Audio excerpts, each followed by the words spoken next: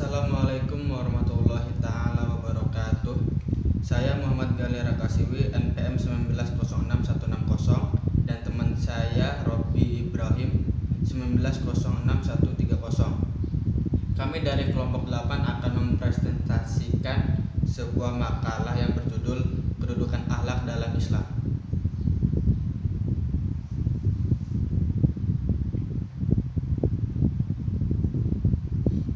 Bab 1. Pendahuluan. Latar belakang masalah. Kedudukan akhlak dalam kehidupan manusia menempati tempat yang penting sekali, baik dalam secara individu maupun sebagai anggota masyarakat dan bangsa.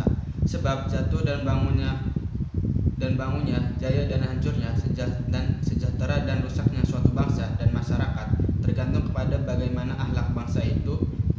Apabila akhlak baik, akan sejahteralah suatu bangsa. Namun jika akhlaknya buruk, maka rusaklah bangsa tersebut. Kejayaan seseorang, masyarakat, dan bangsa disebabkan akhlaknya yang baik. Jatuhnya nasib seseorang, masyarakat, dan bangsa adalah karena hilangnya akhlak yang baik. Akhlak bukan hanya sekedar sopan santun, tata krama yang bersifat lahiriah dari seorang terhadap orang lain, melainkan lebih dari itu. Pendidikan yang dibutuhkan dari dunia modern sekarang ini adalah pendidikan yang didasarkan pada konsepsi manusia sebagaimana yang telah diajarkan dalam Al-Quran dan Al-Hadis. Konsep manusia yang mempunyai daya fikir yang disebut akal dan daya rasa yang disebut qalbu. Akal yang dikembangkan melalui pendidikan sains dan rasa melalui pendidikan agama. Semakin merosotnya akhlak warga negara telah menjadi salah satu keprihatinan bangsa. Hal ini juga menjadi keprihatinan para perhati pendidikan, terutama para perhati pendidikan Islam. Globalisasi kebudayaan sering dianggap sebagai salah satu penyebab kemerosotan akhlak tersebut. Memang kemajuan filsafat, sains, dan teknologi telah menghasilkan kebudayaan yang semakin maju pula. Proses itu disebut globalisasi kebudayaan. Namun kebudayaan yang semakin global itu ternyata sangat berdampak terhadap aspek akhlak manusia. Pendidikan agama Islam memiliki tujuan agar peserta didik dan menguasai ilmu agama dan kebudayaan Islam sehingga dapat membentuk dirinya menjadi hamba Allah yang mencapai keridhaan Allah Subhanahu wa taala dalam kehidupan dunia dan akhirat. Senada dengan semangat kemajuan pendidikan yang tertuang dalam Undang-Undang Republik Indonesia Nomor 20 Tahun 2003 tentang Sistem Pendidikan Nasional (SPN), pada bab 1 pasal 3 yang menyatakan pendidikan nasional berfungsi mengembangkan kemampuan dan membentuk watak serta peradaban bangsa yang bermartabat dalam rangka mencerdaskan kehidupan bangsa, bertujuan untuk berkembangnya potensi serta didik agar menjadi manusia yang beriman dan bertakwa kepada Tuhan Yang Maha Esa, berakhlak mulia, berilmu, cakap, kreatif, mandiri, dan menjadi warga negara yang demokratis serta bertanggung jawab. Fungsi pendidikan arti mikrosempit ialah membantu secara sadar perkembangan jasmani dan rohani peserta didik. Fungsi pendidikan semakin luas ialah sebagai alat pengembangan diri, pengembangan warga negara, pengembangan kebudayaan, pengembangan bangsa. Sedangkan tujuan pendidikan Islam dalam mendidik peserta didik menuju akhlak yang mulia. Oleh karenanya pendidikan akhlak merupakan dari pendidikan Islam. Dalam tercapai akhlak yang sempurna sebagai tujuan sesungguhnya dari sebuah proses pendidikan. Namun pemahaman ini tidak berarti bahwa pendidikan Islam tidak memperhatikan aspek pendidikan yang lain.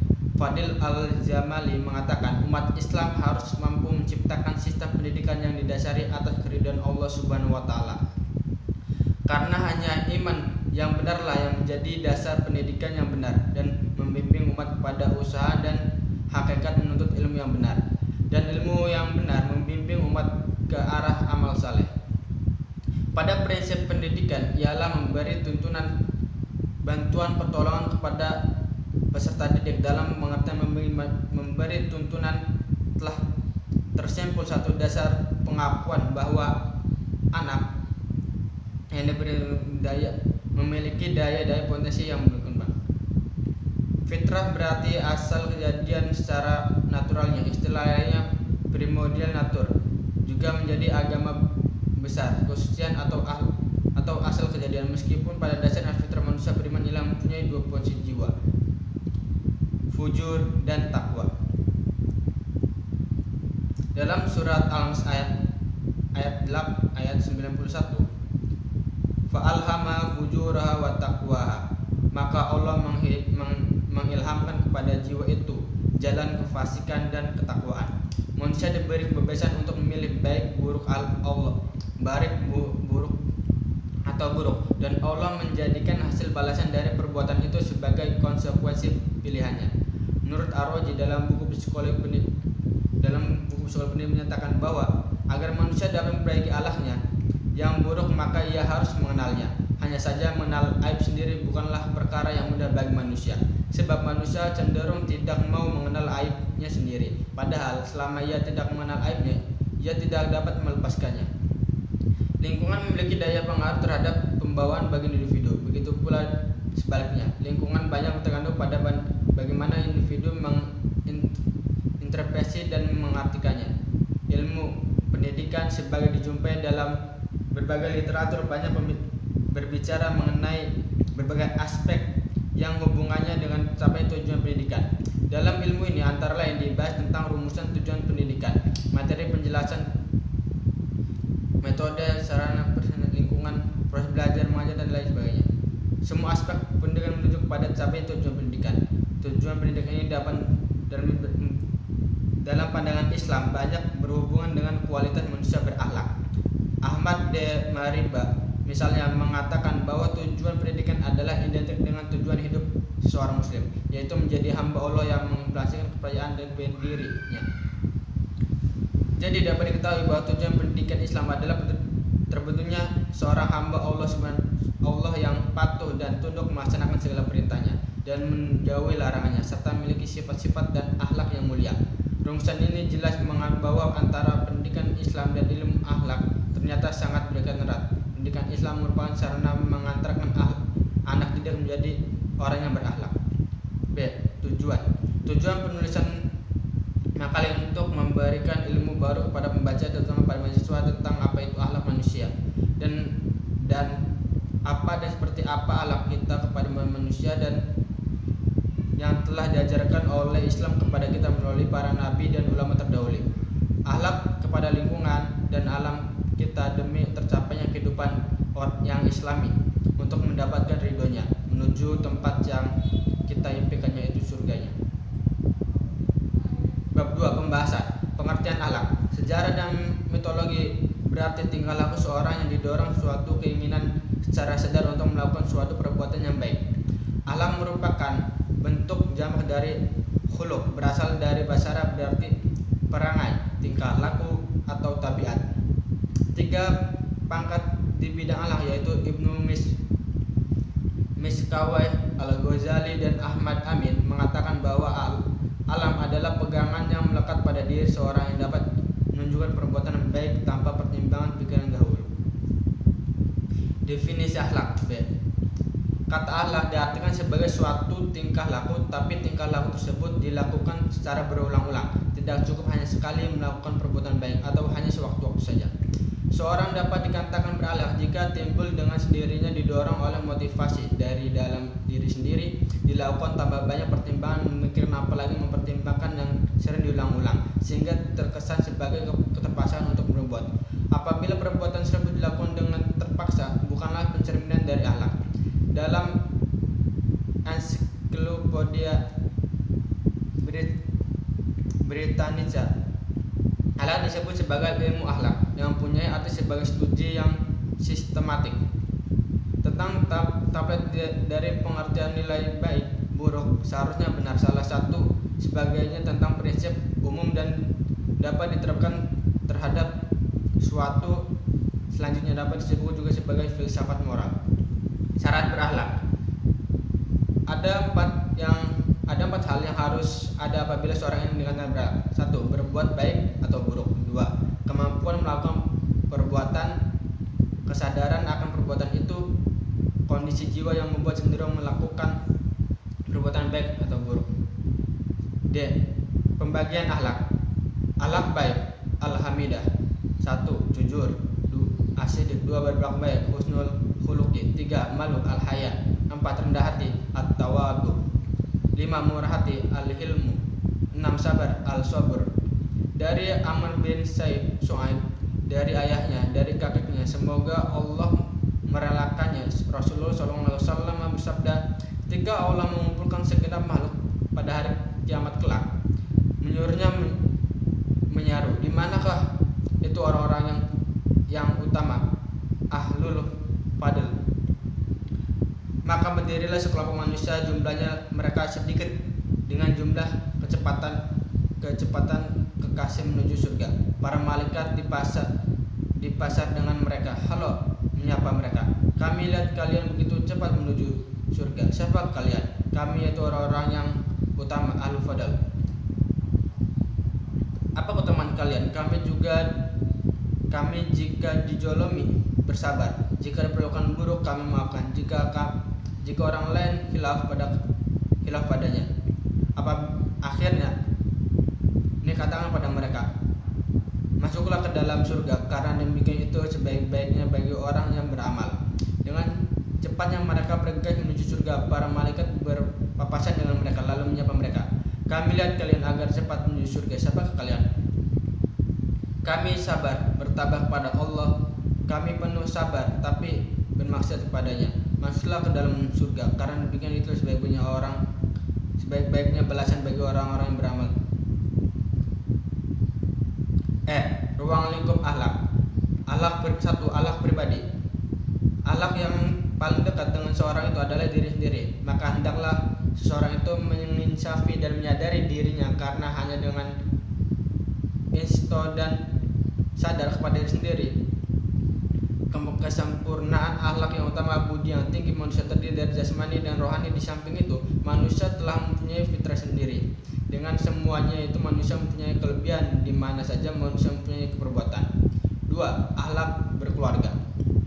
Akhlak di dalam meliputi kewajiban orang tua. Akhlak terlibat kewajiban orang tua terhadap anak, dan dalam Islam mengarahkan kepada orang tua dan pendidik untuk memperhatikan anak-anaknya secara sempurna dengan ajaran-ajaran yang bijak. Setiap agama yang memerintahkan kepada setiap orang punya tanggung jawab untuk mengarahkan dan mendidik, terutama bapak dan ibu-ibu, untuk memiliki akhlak yang luhur, sehingga anak akan tumbuh secara sabar, terdidik untuk berani berdiri sendiri, kemudian merasa bahwa mereka mempunyai harga diri, kehormatan, dan kemuliaan. Seorang anak haruslah mencintai kedua orang tua, karena mereka lebih berhak dari segala manusia lainnya yang engkau cintai, taati, dan hormati, karena keduanya memelihara dan mendidik, menyekolahkan engkau menjadi seorang yang baik, berguna dalam masyarakat, bahagia dunia dan akhirat. Dan coba ketahuilah bahwa saudara laki dan perempuan adalah ayah dan ibumu juga yang cinta kepadamu. Menolong ayah dan ibu dalam mendidik mereka, maka gembira dan irama bila mana perlu. Temanmu, BBM, dan anak-anak mereka yang sayang kepadamu dan ingin agar engkau selamat dan bahagia karena mereka mencintai ayah dan ibumu. Menolong keduanya di setel keperluan. 3. Akhlak bermasyarakat. Datang nggak mau ikut bersyukur juga. Orang sama bergembira dan ikut bersusah. Jika orang tua bersusah, mereka menolong dan sama-sama memberi kemanfaatan dan menolak kemudaratan. Orang tuamu cinta dan berhormat kepada mereka, maka wajib atas menghormati ayah dan ibumu. Pendidikan kesusilaan dan akhlak tidak dapat lepas dari pendidikan sosial masyarakat, karena moral di dalam masyarakat kesusilaan dan moral tumbuh berkembang sesuai dengan kemajuan dan perkembangan masyarakat. Sejak dahulu manusia tidak dapat hidup sendiri dan terpisah satu sama lain, tetapi berkelompok, bantu-membantu dan saling membutuhkan bagi dan mempengaruhi. Ini merupakan apa yang disebut masyarakat. Kehidupan dan perkembangan masyarakat dapat dijalankan dengan tertib dan baik-baik individu sebagai anggota masyarakat yang bertindak menurut aturan sesuai dengan norma-norma kesusilaan yang berlaku. Akhlak bernegara. Mereka yang berbangsa denganmu dan beragam masyarakat yang berbahasa sama dengan berkorban untuk kemuliaan tanah air, tidak segan berkorban untuk kemuliaan tanah airmu. kau hidup bersama mereka dengan nasib dan penanggungan yang sama. Dan ketahuilah bahwa engkau adalah salah satu dari mereka dan kau timbul tenggelam bersama mereka. 5. Akhlak beragama. Akhlak di dalam ini merupakan akhlak atau kewajiban manusia terhadap Tuhannya, Allah Subhanahu wa taala. Karena itulah ruang lingkup akhlak sangat luas, mencakup seluruh aspek kehidupan, baik secara vertikal dengan Allah maupun horizontal dengan sesama makhluk Allah. Baik, materi selanjutnya akan dibacakan oleh teman saya. Assalamualaikum warahmatullahi wabarakatuh. Perkenalkan, nama saya Robi Ibrahim, NPM 19061130 dari kelas Informatika D. Saya dari kelompok 8 yang akan menjelaskan tentang kedudukan akhlak dalam Islami. Baik, langsung saja pada materi. Sumber dan ciri-ciri akhlak Islami.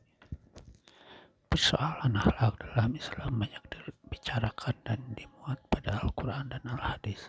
Sumber tersebut merupakan batasan-batasan dalam tindakan sehari-hari bagi manusia. Ada yang menjelaskan arti baik dan buruk informasi kepada umat, apa yang semestinya harus diperbuat dan bagaimana harus bertindak, sehingga dengan mudah dapat diketahui apakah perbuatan terpuji dan tercela benar atau salah. Kini telah mengetahui bahwa akhlak Islam adalah merupakan sistem moral dan akhlak yang berdasarkan Islam, bertitik tolak dari akidah yang diwajibkan Allah dan Nabi atau Rasulnya dan kemudian akan disampaikan kepada umatnya. Akhlak Islam karena merupakan sistem akhlak yang berdasarkan kepercayaan kepada Tuhan, maka tentunya sesuai pula dengan dasar daripada agama itu sendiri. Dengan demikian, dasar atau sumber pokok daripada akhlak Islam adalah Al-Quran dan Al-Hadis yang merupakan sumber utama dari agama Islam itu sendiri. Dinyatakan dalam sebuah hadis Nabi dari Anas bin Malik berkata, Nabi Shallallahu Alaihi Wasallam, telah aku tinggalkan atas kamu sekalian dan perkara yang apabila kamu berpegangan kepada keduanya, maka tidak akan tersesat, yaitu kitab Allah dan sunnah Rasulnya. Nasir menyebutkan bahwa Islam berkisar pada pertama, tujuan hidup setiap muslim, salah menghambakannya dirinya kepada Allah untuk mencapai keridhoannya, hidup sejahtera lahir dan batin dalam kehidupan masa kini maupun yang akan datang. Kedua, dengan keyakinannya terhadap kebenaran wahyu Allah dan sunnah Rasulnya, membawa konsekuensi logis sebagai standar dan pedoman umat utama bagaimana setiap moral muslim yang memberi sanksi terhadap moral dalam bercintaan kekuatannya kepada Allah tanpa perasaan adanya tekanan-tekanan dari luar. Ketiga, keyakinan akan hari kemudian atau pembalasan mendorong manusia berbuat baik dan berusaha menjadi manusia sebaik mungkin. Jangan segala pengabdiannya kepada Allah dengan segala pengabdiannya kepada Allah. Keempat, Islam tidak mengenal yang baru yang bertentangan dengan ajaran dan jiwa Islam berdasarkan Al-Quran dan Al-Hadis dipresentasikan oleh ulama mujtahid. Dan kelima, ajaran Islam meliputi segala aspek kehidupan manusia berdasarkan atas kebaikan dan bebas dari segala kejahatan.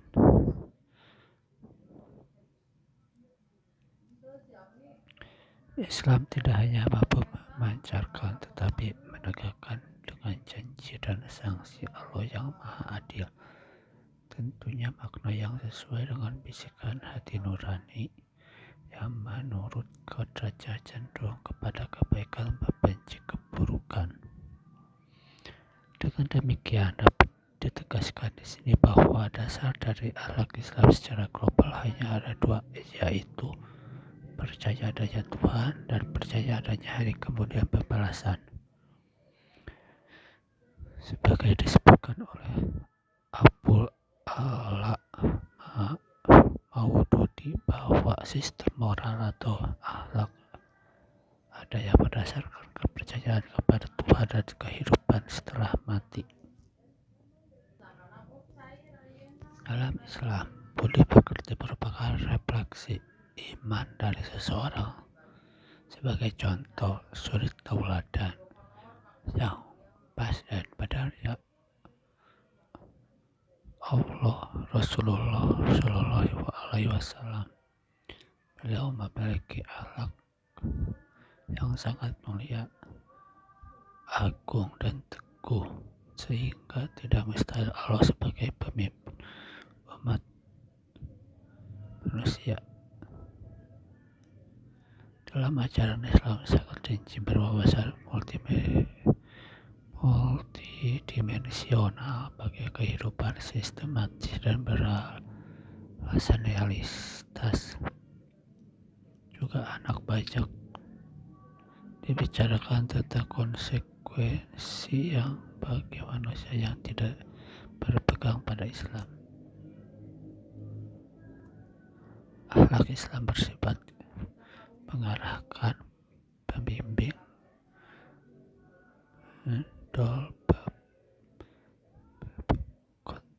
menyebabkan kontak dapat manusia dan mengobati berbagai penyakit sosial dari jiwa dan mental. Tujuan berakhlak yang baik untuk mendapatkan kebahagiaan di dunia dan akhirat. Dua simbol tujuan inilah yang didamkan manusia, bukan semata secara Islami yang bertujuan untuk bagian dunia saja. Dalam ajaran Islam memelihara terhadap sifat terpuji dan ada ciri-ciri akhlak Islamiah, yaitu kebajikan yang mutlak. Islam menjamin kebijakan mutlak. Dalam Islam telah menciptakan akhlak yang luhur dan menjamin kebaikan yang murni baik untuk perorangan atau masyarakat pada setiap keadaan dan waktu. Bagaimanapun sebaik alat yang diciptakan, manusia tidak dapat menjamin kebaikan dan hanya mementingkan diri sendiri. Baik kebaikan yang menyeluruh. Akhlak Islami menjamin kebaikan untuk seluruh manusia, baik segala zaman maupun tempat, mudah, tidak mengandung kesulitan dan tidak mengandung perintah berat yang tidak dikerjakan oleh umat manusia di luar kemampuannya. Islam menciptakan akhlak yang mulia sehingga dapat dirasakan sebagai sesuai dengan jiwa manusia dan dapat diterima akal dan sehat. C. Kemantapan. Ekatologi Islam yang menjamin kebaikan yang sesuai pada diri manusia yang bersifat tetap, langgeng dan mantap, sebab yang menciptakan Tuhan yang bijaksana yang telah memeliharanya dengan kebaikan dan mutlak. Akan tetapi akhlak atau etika ciptakan manusia bersifat berubah-ubah dan tidak selalu sama sesuai dengan kepentingan masyarakat dalam satu zaman atau satu bangsa. Sebagai contoh aliran netralisme dan lain sebagainya. D. Kewajiban yang dipatuhi. Akhlak yang bersumber dari agama Islam wajib ditaati manusia sebab ia mempunyai daya kekuatan yang tinggi, menguasai lahir batin dalam keadaan suka dan duka. Jika tunduk pada kekuasaan rohani yang dapat mendorong untuk tetap berpegang kepadanya, juga sebagai perangsang untuk berbuat kebaikan yang diiringi dengan pahala dan mencegah perbuatan jahat. karena takut akan siksaan Allah Subhanahu wa Ta'ala. Pengawasan yang menyeluruh. Agama Islam adalah pengawasan nurani dan akhlak yang sehat. Islam menghargai hati nurani, bukan dijamin tolak ukur dalam menetapkan beberapa usaha. Firman Allah dalam surat Al-Qiyamah ayat 1-2 yang artinya, aku bersumpah dengan hari kiamat, dan aku bersumpah dengan jiwa yang amat menyesali dirinya sendiri.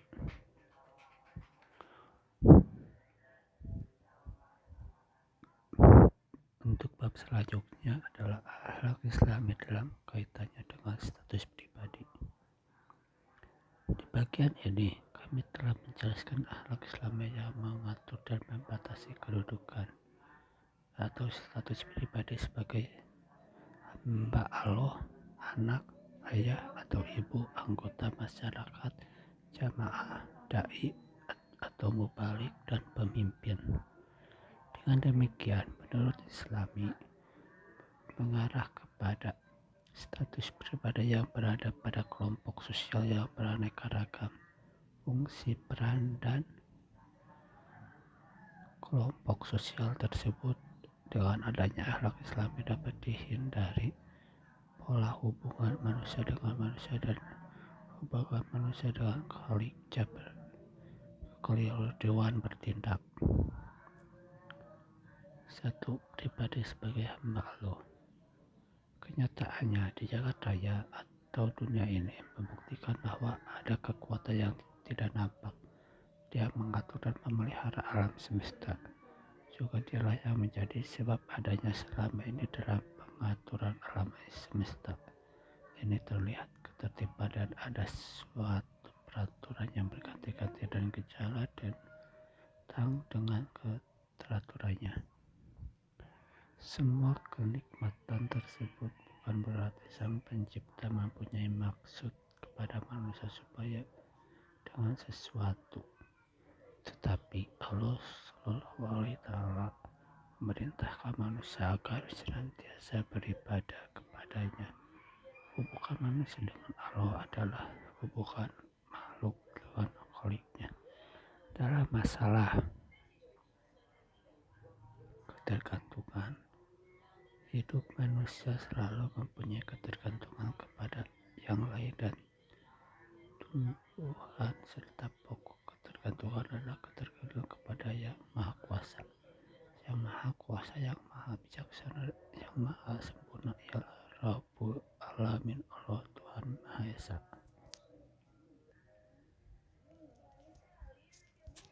Kedua, pribadi sebagai anak. Ketika Nabi Ibrahim masih kecil, berdialog kepada ayahnya tentang Tuhan, dan kesimpulannya bahwa Tuhan telah memberi petunjuk kepada manusia bahwa Tuhan benda adalah sangat keliru. Dengan demikian, dunia anak sangat penting diperhatikan apabila keliru dalam mendidik akhlak anak. Bisa jadi dunia anak akan tidak mengenal akhlak yang lebih lanjut. Anak akan melakukan perbuatan yang abnormal, kriminalitas, dan lain sebagainya. Contoh dalam pendidikan akhlak apabila anak-anak sekolah berdusta di segala hal apa yang kami bicarakan. Hidup para guru juga berdusta dalam mengajar dan segala membicarakannya, maka masyarakat atau anak-anak tidak akan terwujud. Dan apabila dunia anak terancam demikian, masyarakatnya akan kadang tidak dapat berwujud karena adanya tiap-tiap yang dibicarakan menjurus dusta dan membekaskan berwujud pada masyarakat yang merusak dan rendah martabatnya. Model mendidik akhlak. Anak tidak langsung berkata itu baik atau itu buruk. Apabila seorang anak baru saja belajar membaca, menurut kita itu jelek atau buruk. Namun kita tidak seharusnya berkata demikian sebab dapat menyakiti hati dan patah semangat anak, tetapi kita beri semangat dan dorongan yang dapat memacu dan berkatnya si anak dan memacu bakatnya si anak. Yang ketiga adalah akhlak kepada ayah dan ibu. Betapa berat tanggungan seorang ibu mengandung, dan demikian pula kalau sudah datang waktunya melahirkan, dengan mengerahkan seluruh perhatian, jiwa, raga, dan tenaga. Ibu melahirkan cabang bayinya dengan harap-harap cemas, berharap agar si bayi yang dilahirkan sehat dan sempurna keadaannya. Sebagai manusia sempurna, anggota kepadanya seperti susunan jasmaninya dan tumbuh dalam keadaan yang wajar, baik jasmani maupun rohani. Mengapa demikian? Besar kasih sayang ibu kepada anaknya, padahal waktu belum mengandung, seakan belum mau mempunyai anak, atau karena anaknya sudah 2 atau 3, tidak ingin yang ada yang keempat, tetapi karena karunia Tuhan, anak yang selanjutnya kasih sayang ibu tidak ada padanya antara anak kepada yang pertama, yang kedua, dan seterusnya. Dari mana datangnya cinta kasih sayang kepada putranya, padahal tiada pamrih lain dengan cinta seorang kekasih kepada pacarnya, yang kalau kasihnya tiada terbalas, bisa dilihat berbalik menjadi benci, tapi masih libur. Tapi kasih ibu bagaimanapun tidak akan berubah dan hilang, walaupun usia Nabi Adam, dan cinta ibu memang merupakan hidayah, anugerah daripada Allah yang Maha Pengasih dan Penyayang, atau naluri dalam ilmu agama disebut hidayah ghariziyah. Beberapa perkara yang harus diperhatikan dan dilaksanakan oleh seorang anak kepada orang tua, yaitu A. Berbuat baik kepada ibu dan ayah walaupun keduanya zalim. Seorang anak menurut ajaran Islam diwajibkan berbuat baik kepada ibu dan ayahnya dalam keadaan bagaimanapun. Artinya, jangan sampai seorang anak sampai menyinggung perasaan orang tuanya, walaupun seandainya orang tuanya berbuat zalim kepada anaknya.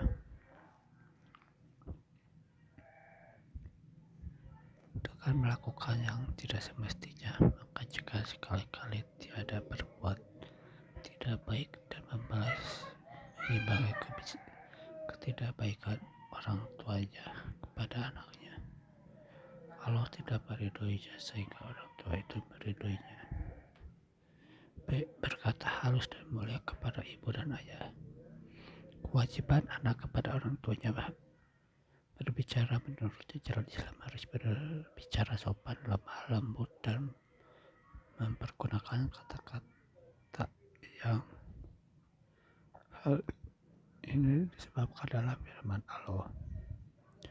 Dan Tuhan telah memerintahkan supaya kamu jangan menyembah selain kepada-Nya, dan hendaknya kamu berbuat baik kepada ibu bapa kamu dengan sebaik-baiknya. Jika salah satu dari keduanya atau keduanya sampai berumur lanjut dalam memelihara kamu, maka sekali-kali janganlah kamu mengatakan kepada keduanya perkataan dan jangan membentak mereka, dan ucapkanlah kepada mereka perkataan yang mulia, dan rendahkanlah dirimu terhadap mereka dengan penuh kesayangan dan ucapan doa. Wahai Tuhanku, kasihanilah mereka kedua sebagaimana mereka telah mendidik aku di waktu kecil.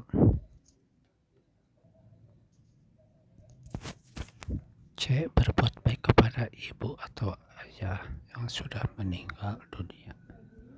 Apabila ibu dan ayah masih hidup, si anak berkewajiban berbuat baik, dan itu mudah dilakukan dengan berbagai macam cara yang bersifat moral maupun bersifat material. Bagaimana berbuat baik kepada ayah dan ibu yang sudah tiada hal ini?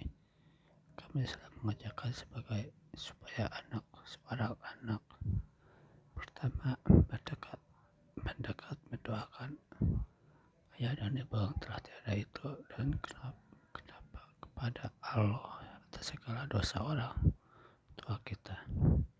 Menepati janji ibu bapak. Kalau sewaktu hidup orang tua mempunyai janji kepada seseorang, maka anaknya bisa menepati janji tersebut. Ketika memuliakan teman-teman orang tua waktu hidupnya, ibu dan ayah mempunyai teman-teman akrab, bersilaturahmi kepada orang-orang yang mempunyai hubungan dengan kedua orang tua.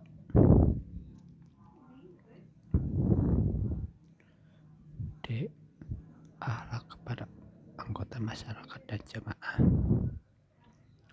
Pokok utama kerasulan Nabi Muhammad SAW dalam menyempurnakan akhlak yang mulia mencakup semua bentuk sikap dan perbuatan yang terpuji di kalangan orang-orang yang bertakwa.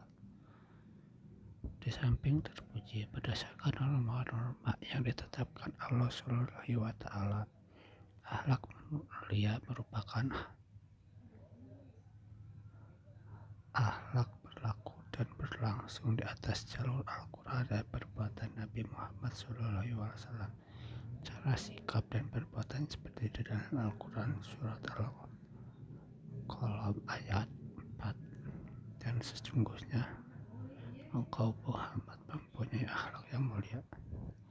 Dengan demikian, setiap muslim diwajibkan untuk memelihara norma-norma agama di masyarakat, terutama dalam pergaulan sehari-hari, baik keluarga, rumah tangga, kerabat, dan masyarakat. Tata cara berbahasa. Setiap masyarakat, agama, atau bangsa memiliki tata cara memberi salam baik sebagaimana juga dengan Islam. Salam telah menempati kedudukan sendiri dalam Islam, lebih istimewa dibanding dengan agama di luar Islam. Bagaimana landasan salam di dalam firman Allah surat An-Nur ayat 27, yang artinya, hai orang-orang yang beriman, janganlah kamu memasuki rumah yang bukan rumahmu sebelum meminta izin dan beri salam kepada penghuninya. Tata cara makan dan minum. Cara memakan suatu makanan dan minuman dengan tangan kanan dimulai membaca sebelum makan, membaca basmalah, dan diakhiri mengucapkan alhamdulillah. Sikap yang dimiliki seorang yang sedang makan dan minum adalah dengan duduk yang baik, tanpa bersuara, tanpa cara tanpa bersandar sambil makan dan minum. Apabila sifat undangan yang mengundang mempersilakan dengan bahasa yang sopan, dan bagi yang diundang dengan menyambut yang baik, mendoakan si pengundang, mendahulukan yang lebih tua jika mencaci hidangan yang ada di depannya walaupun tak berselera. Dalam adab minum, tidak boleh menggunakan peralatan dari emas dan perak. Jangan menarik nafas dan mengembuskan kembali ke dalam cangkir apabila menggunakan kendi, dan sijinya tidak boleh melekat pada mulut dan bibir kendi.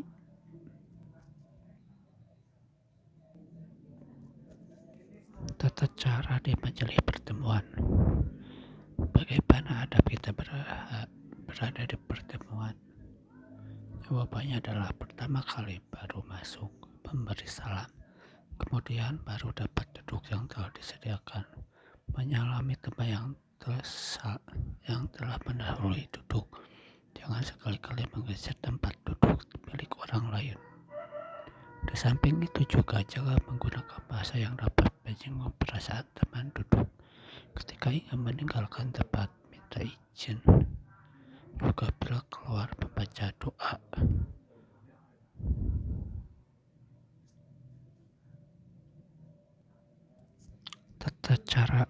izin masuk di dalam masyarakat dan gak ada aturan-aturan tertentu baik izin masuknya, waktu maupun prosedurnya bagi setiap orang yang ingin masuk ke kamar rumah orang lain atau negara. Aturan Islam bagi seseorang yang ingin masuk rumah orang lain, apa yang dilakukan adalah memberi salam. Apabila tidak baik, kembali mengetuk pintu dilakukan secara wajar. Menyatakan nama diri, tidak boleh berdiri di tengah-tengah pintu ketika dibukakan. Apabila ditolak, tidak boleh sedih hati, namun harus dikendalikan dengan hati yang bersih. Tata cara memberi ucapan selamat. Tujuan rangkaian yang ada dalam Islam ketika mengucapkan salam antara lain adalah dalam rangka acara pernikahan, dalam rangka kelahiran seorang bayi kepada ibunya, kembalinya seorang musafir yang sudah berpergian, pulangnya seorang dari jihad,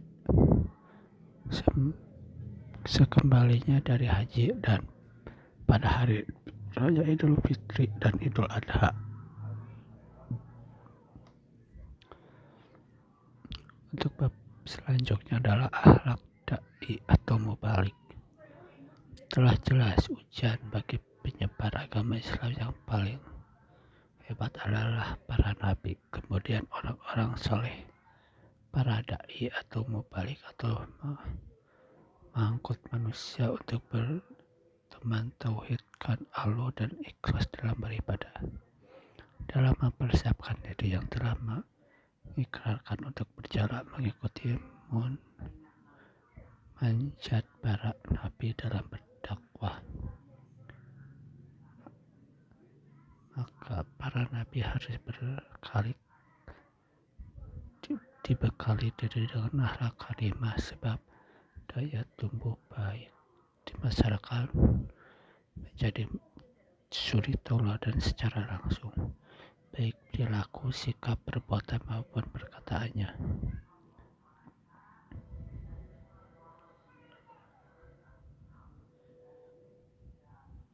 Jalan hari selanjutnya harus berusaha terus membersihkan jiwa segala yang mengganjal, berlutut dan tersembunyi di hati nurani, dan senantiasa bermohon petunjuk dan pertolongan dari Allah. Dengan demikian dirinya menjadi baik dan kuasa Allah Subhanahu wa Ta'ala. Para dai memiliki ilham yang merupakan martabat yang tinggi dalam dirinya yang selalu menghubungkan dengan Allah. Di dalam hati tidak ada bisikan-bisikan yang berada pada lisannya karena tergesek dari hati yang bersih.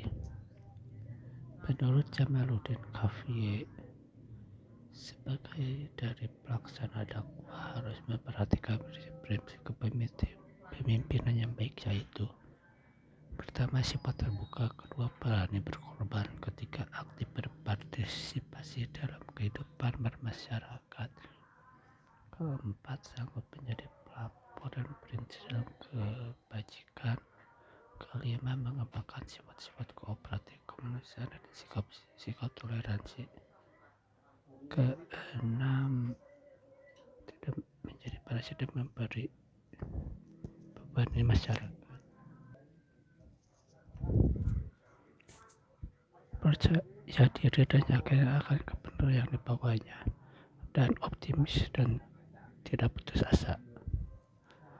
Dengan demikian, sikap budaya harus memahami kondisi dan situasi masyarakat yang telah menjadi sasarannya.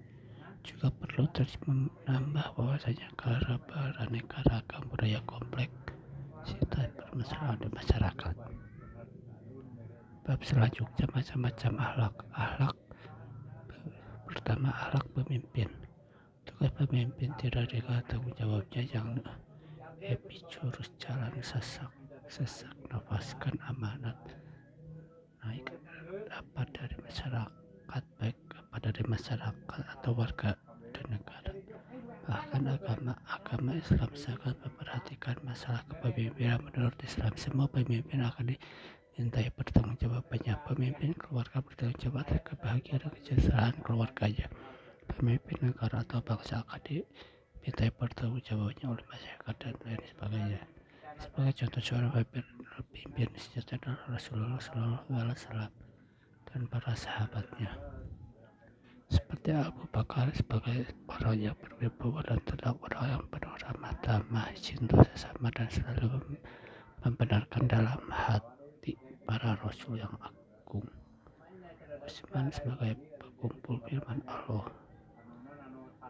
kitab Allah. Dia adalah seorang pemimpin yang meluruskan akidah, sedangkan Ali bin Abi Thalib sebagai pemimpin yang pandai menyusun pasukan perang untuk mengalahkan orang-orang jahat, dan Ali adalah seorang pemimpin yang mampu sebagai pewaris ilmu Rasulullah dan pemelihara janjinya. Demikianlah akhlak kepemimpinan yang dicontohkan kepada kita untuk menjadi pemimpin sejati. Akhlak pemimpin baik sebuah sifat dan sifat perilaku dan sikapnya dapat membahagiakan orang lain dan menambahkan karismatiknya pada yang dipimpin. Jadi dapat dikemukakan di sini bahwa pemimpin berakhlak baik kepada apabila bagi kepemimpinan yang sesuai dengan tata aturan dan ketentuan agama, masyarakat, keluarga, dan negara atau bangsa. Kedua, akhlak mahmudah dan mazmumah. Ada dua penggolongan akhlak secara garis besar, yaitu akhlak mahmudah fadilah dan akhlak mazmumah kabilah. Di samping istilah tersebut, Imam Al-Ghazali menggunakan juga istilah mujizat untuk akhlak memudahkan dan memelihara untuk yang mazmumah. Di kalangan ahli sawub kita mengenal sistem pembinaan mental dengan istilah takhali tajali. Takhali adalah menggosokkan dan membersihkan jiwa dari sifat-sifat tercela yang dapat mengotori jiwa manusia. Tahali mengisi jiwa yang telah kosong dari sifat-sifat tercela dengan sifat-sifat yang terpuji mahmudah. Jika telah melakukan pembinaan pencucian jiwa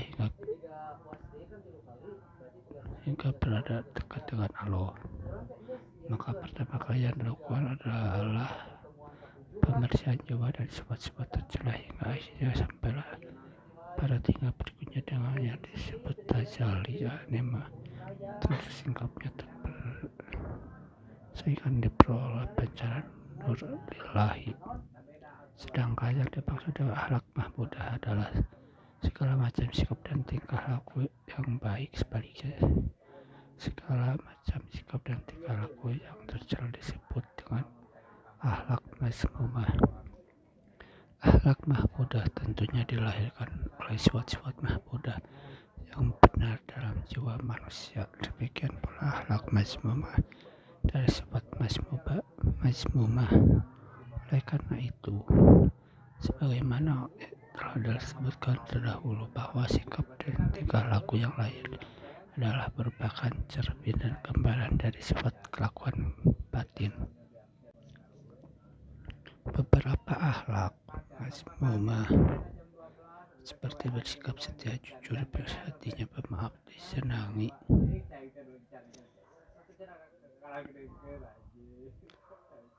dan menepati janji, memelihara diri, malu, berani, sabar, kasih sayang, murah hati, tolong menolong bersaudara, menyambung tali bersaudara, menghormati dan memperanakan diri, berbuat baik, menundukkan diri, berbudi tinggi, memelihara kebersihan badan, cenderung kepada kebaikan, merasa cukup dengan apa yang ada, tenang, lemah lembut, bermuka manis, menahan diri dari perilaku maksiat, merendahkan diri kepada Allah dan sebagainya. Sedangkan yang termasuk akhlak mazmumah antara lain egoistik, racun, geger, dusta, minum khamar, khianat, aniaya, pengecut, dosa besar, tamak, mengumpan, memperdaya, dan dengki. sombong, mengingkari nikmat musik, ingin dipuji, ingin didengar kelebihannya, makan riba, berolok-olok, pencuri, merasa tidak perlu ada yang lain dan lain sebagainya yang menunjukkan sifat-sifat yang tercela. Bab 3 penutup.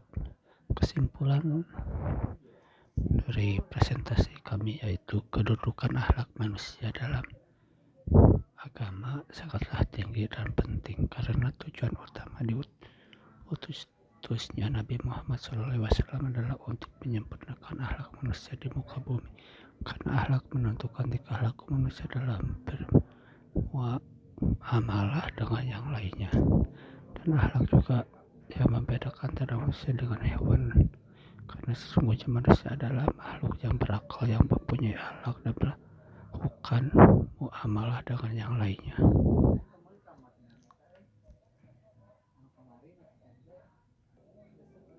Baik, demikian presentasi dari kelompok kami. Assalamualaikum warahmatullahi wabarakatuh. Baik, demikian presentasi dari kelompok kami. Wassalamualaikum warahmatullahi wabarakatuh.